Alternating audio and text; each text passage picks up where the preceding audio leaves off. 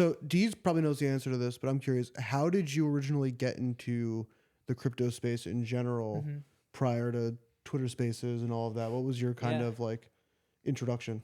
Yeah, well, a couple funny things. I had a close friend, Rico, and he was buying CryptoKitties in like 2017. Yeah. And I remember him telling me about it just in like hindsight, like, hey, like, kitties, we're friends, whatever. And it's like, yeah, I'm doing this. I'm like, dude, you idiot. Why would you buy digital cats? Of course, like the same spiel, like you're wasting your money. But you can breed more of them. Yeah. I had no clue what, and I sadly didn't give it the time of day. I really should have.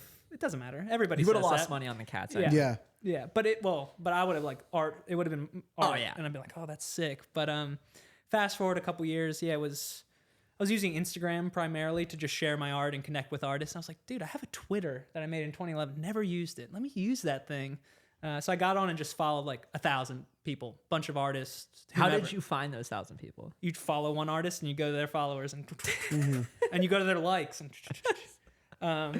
that's what I did. And then I found like Ferocious, Jonathan Wolf, D-Face, and then I'd see their artwork and it'd be like, oh, I'm selling this edition of 20. I'm like, that's okay, interesting. So keep that in the back of my head. And then at that time I was, like I mentioned, doing a lot of like airbrush t-shirts and home goods and rugs and carpets and stuff. And this local guy who I didn't know, he purchased something from my web store, and I was like, oh, I'll come deliver it to you. You're pretty close. And he's like, hey, have you ever heard of Decentraland or these things called whales? Like these big billionaires in Asia buy all this digital stuff, digital land. And I'm like, what are you talking about, dude? He's like, dude, go home. He was like, you'd be so big in this space. Like your artwork would be sick.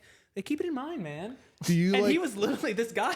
Do you like keep in contact with him at all? No, but I looked up his order on my web store to get his name again. Yeah.